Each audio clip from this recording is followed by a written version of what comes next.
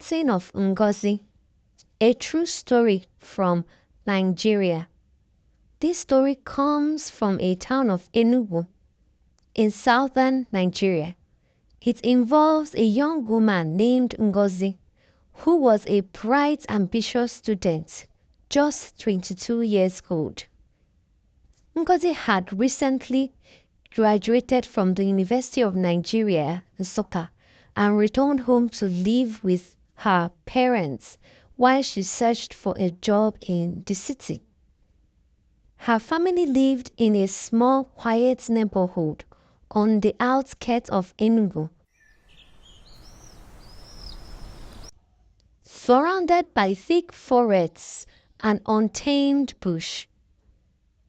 The area, though peaceful, had a long history of strange occurrences, which many dismissed as mere superstition, old stories passed down from generation to generation. But it wasn't long before Ngozi would find herself at the center of something much darker than she could have ever imagined. It started with small things, objects disappearing or being moved from their original places. At first, Ngozi thought it was simply the stress of adjusting to her new life, perhaps forgetfulness on her part, or maybe her younger siblings playing pranks. But then strange things began to happen that couldn't be easily explained.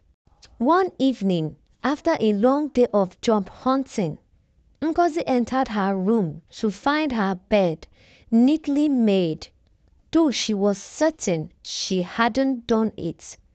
She dismissed the strange feeling creeping up her spine, blaming it on exhaustion. But as days passed, she began hearing sounds at night, faint whispers from the corner of her room.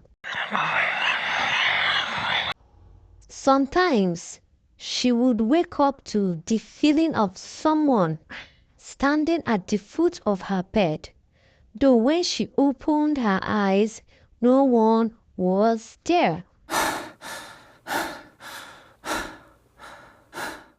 The incidents escalated quickly.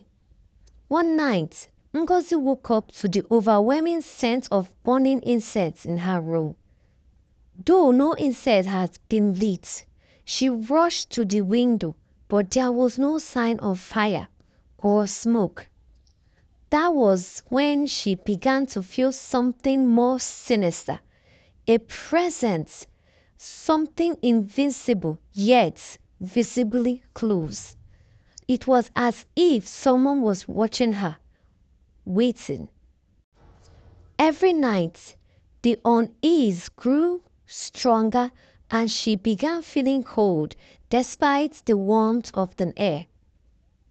Ngozi's health began to deteriorate.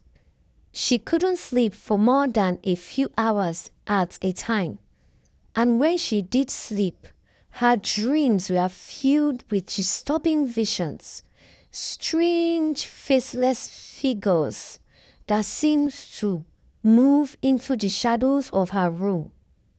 She started to feel weak, unable to focus, her mind clouded with fatigue and fear.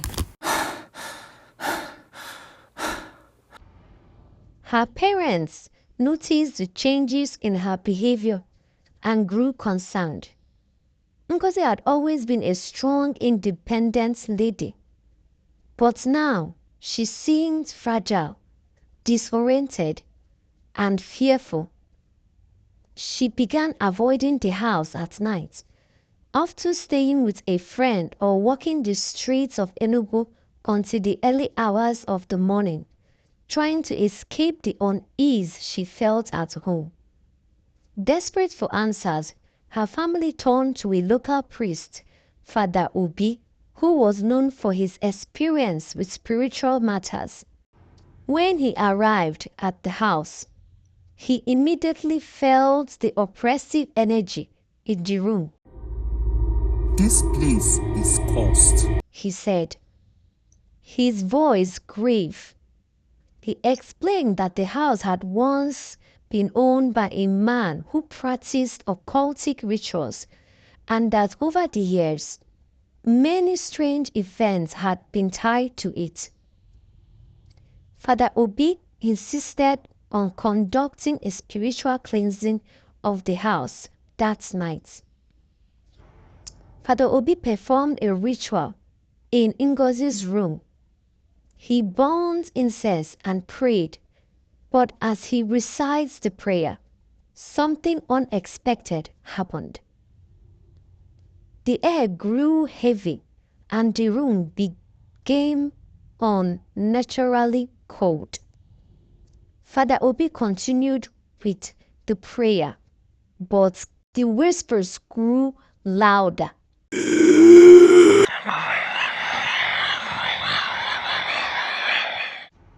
Now audible to everyone present. The lights flickered and a shadowy figure appeared in the corner of the room. Tall, very tall. Father Obi stood firm, commanding whatever spirits was present to leave. But the figure did not move. Suddenly, Ngozi's body went rigid. Her eyes rolled back and she collapsed onto the floor, convulsing. It was as if the spirit had taken hold of her. Father Obi and her parents struggled to hold her down as they prayed louder. The air thickened with tension, and the shadowy figure in the corner of the room began to slowly disappear until it vanished completely. When Ngozi regained consciousness, she was pale and trembling, but the oppressive weight that had lingered in the house seemed to have been lifted. For the first time in weeks, she felt a sense of calm. Father Obi explained that the spirit that had been torturing and tormenting her was a restless soul tied to the land due to an unresolved justice.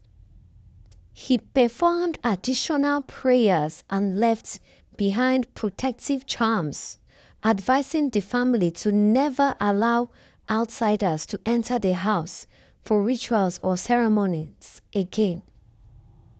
After the cleansing, Ngozi's health slowly improved.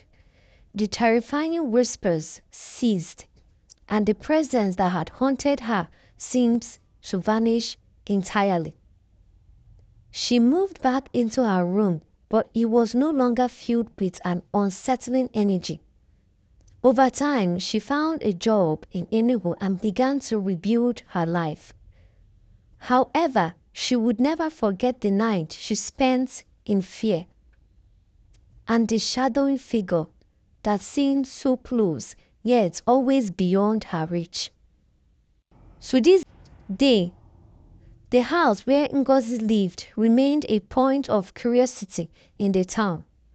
Some say the spirit still lingers, watching, waiting for the right person to come along.